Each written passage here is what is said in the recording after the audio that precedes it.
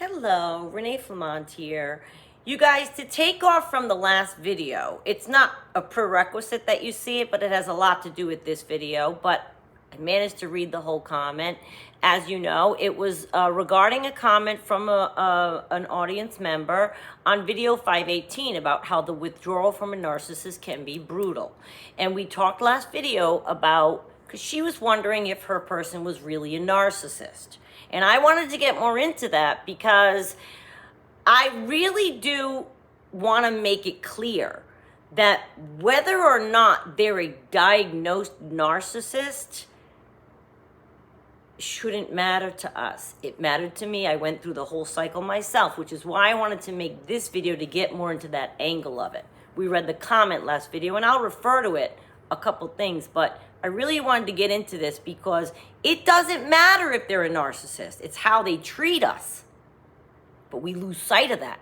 It's like once I did it, once I learned about narcissistic personality disorder, then I learned, you hear, they don't change, they don't change, they don't change. I'm looking up a video trying to find some proof that he could change because I recognized that every single thing that I was watching was him.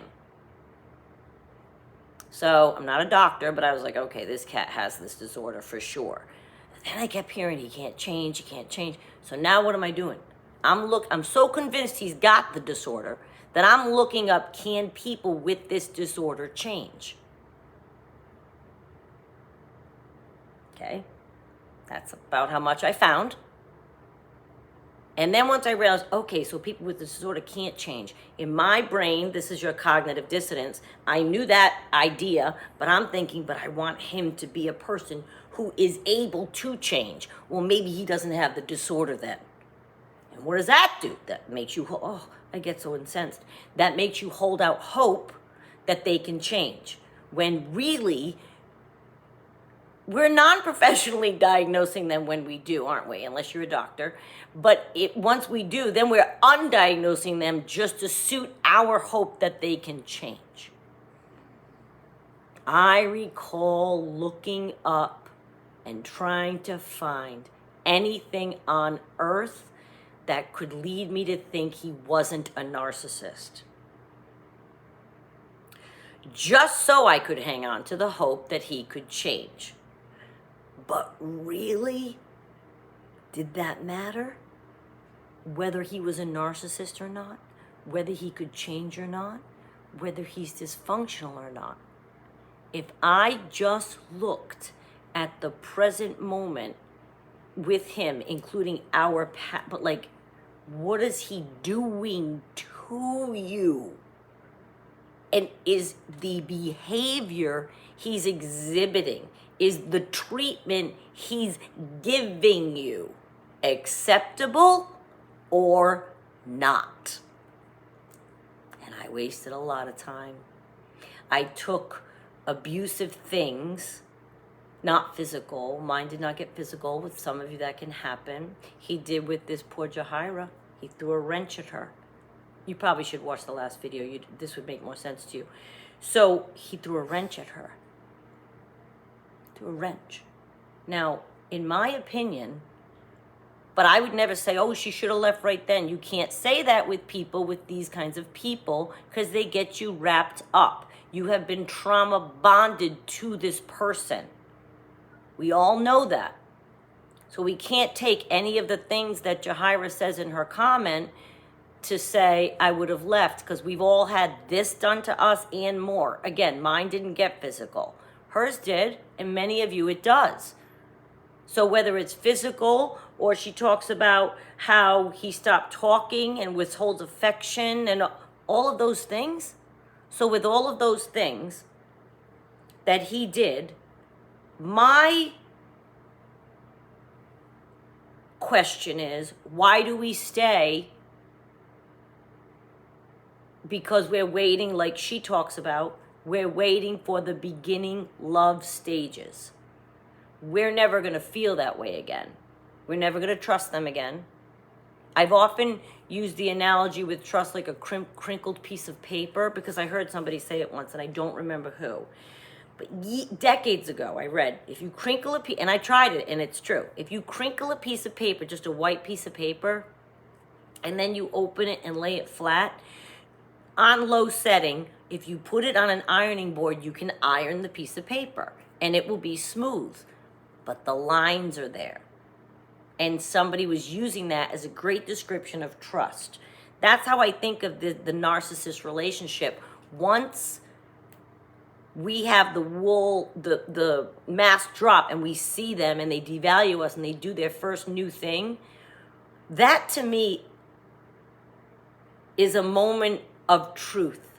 None of us left with that's why we're here, right? The victim orphan doesn't. They hang in there. But once that happens, their behavior to us is already unacceptable. I don't care what we call them. I don't care if he's a narcissist or not. I don't care if they can change or not. I don't want someone treating me that way even one time. And it takes a lot of willpower. So they do one thing off, under your bar, off your parameters, beyond the boundary that you've set for yourself. They do one thing. That's what a boundary is supposed to be. They do one thing and they're out. None of us do that. Because we hang on hope that they won't do it again. We hang on hope that they can change back into the person that they were when we met them. But we discussed last video, and many more, the person that they are in the beginning, we won't see again. And even if you do see that person again, they start behaving the same way and they're showering you with it. It doesn't compute. You've already been devalued. Jahira talks about that in her comment, and we discussed that last video. You've already been devalued. They can't take that back. They can't make you unsee their ill behavior. Once their mask falls, it can't go back on. Jahira's comment brought up every single thing we talk about. Every single thing. Bless your heart. And I feel bad she's going through that right now. 4 years is a long time. And some of my warriors out there, you guys, 30 years, 20 years, 10 years, it's hard. And you can't just snap out of it and leave. And you are sitting there, like she says, waiting and wondering. And she said she felt alone, and I just broke. You don't know what. You pick your head up, and you have to make a decision if someone is going to be allowed to treat you in a certain way. And once you get all straightened up, and you make yourself feel better, however that time with loved ones, working at, build up in here, and then you will, and you'll say, oh God, no. I mean, I think if somebody came around me and I sensed they thought about mistreating me next Wednesday, they'd be out.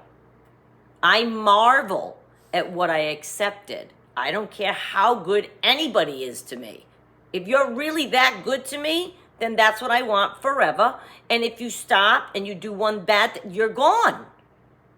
Because I don't need that. I don't need their good treatment either. I treat myself just fine.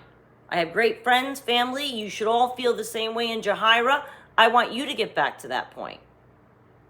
I want you to get back to that point. Know your worth. You don't deserve this treatment, period. That's it. Whether he's called a narcissist, whether he can change, I can't stress this enough. It doesn't matter if they are a Why does that always happen when I talk so much? I don't even know what it is. It's like a hiccup thing. I don't know. It doesn't matter if they are or not. I don't want someone around who behaves like that, who treats me that way. But we grasp at it. We all do it. We all do it. And I wonder why. You guys are great people. I talk with you in the comments all the time. And this could be man or woman. You know, I keep saying he. My romantic pronoun is he. You insert your own and make this your own. But it's fascinating to me because looking things up and trying to hang on to the hope that he would change, I finally came to the conclusion, but really, did it matter? Even if I found evidence that said he doesn't have this, he can change. I don't care if he changes. I don't care. He's already wronged me. I'm not into giving second chances to people and third, 18th, 400 chances to someone who's wronged me in that way. They don't deserve to be with you if they've wronged you that way. Well, people can change, and I've seen it, and blah, blah, blah. Maybe they were non-disordered. Maybe they had a life-altering thing in their, that changed their whole perspective. Sure, things can happen to make people change. Sure.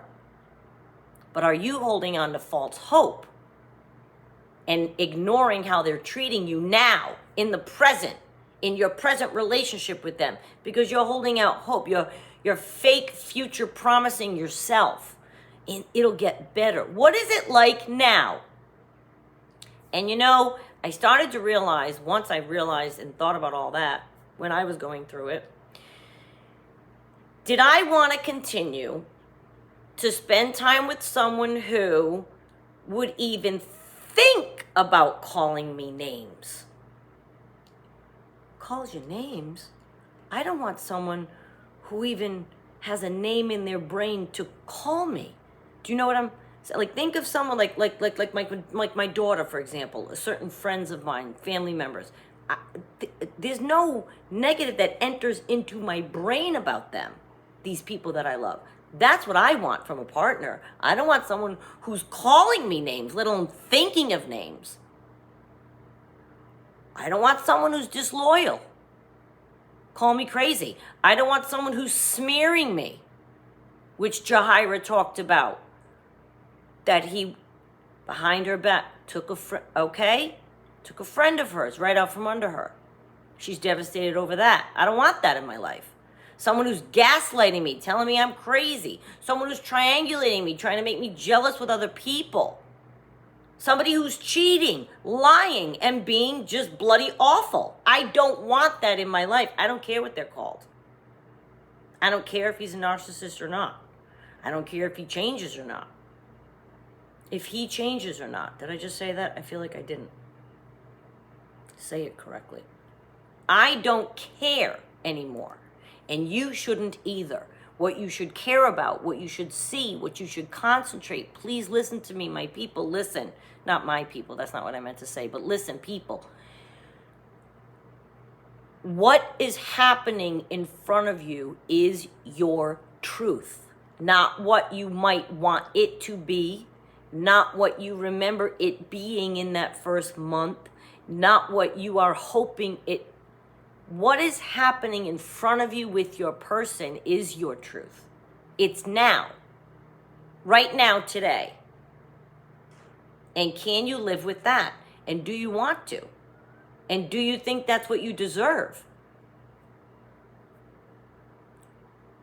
I'm telling you right now, it's not.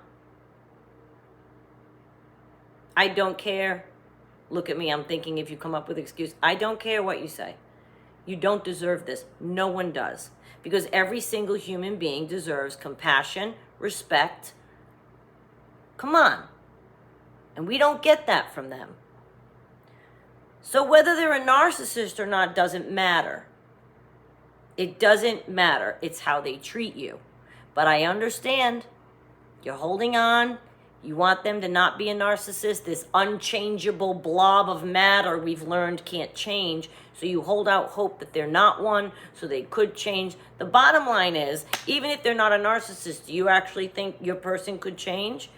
And if they change, you know what? Good. Let them go be better, but they still were rotten to you. They were still rotten to you. And I've heard people say, well, I want to get the benefits of once he changes. You want to get the benefits? What about everything he did? You can't erase that from your mind. And that person isn't all there is for you on this earth. There's somebody who would treat you the way you treat them. Can you imagine that? Can you imagine mutual respect? Can you imagine mutual loyalty? Fun, laughing, real though. Like you come to find out that doesn't end. It's their real person. Their mask is off when you meet them. That is who they are. I'm not saying there isn't, the beginning stages aren't different than, of course, that in the normal state of mind, things simmer down. But they are a healthy individual and you meet them and you're having the time of your life and that seems to be consistent and they're being their true self and you're being your true self. That's golden. That's not what happened with the narcissist. They wormed their way in. They've got you hooked. And now they're disappointing you and you're waiting for them to come out and play the person that got you hooked. If a toxic person exhibits signs like this and behavior like this to you, it doesn't matter what you call them or whether or not you think they can change. What they've done to you is your truth. And I just ask you to look at that because I want us all to hold ourselves in the highest regard. We don't when we're in those relationships. We're at a low point. And I'm trying to wake you up. It doesn't matter what they're called. It doesn't matter if they can change or not. I don't care if they took a magic pill tomorrow. Can you live with what they did to you? My answer was a resounding no. So I didn't care. I just wanted to mention this, you guys. See you next time.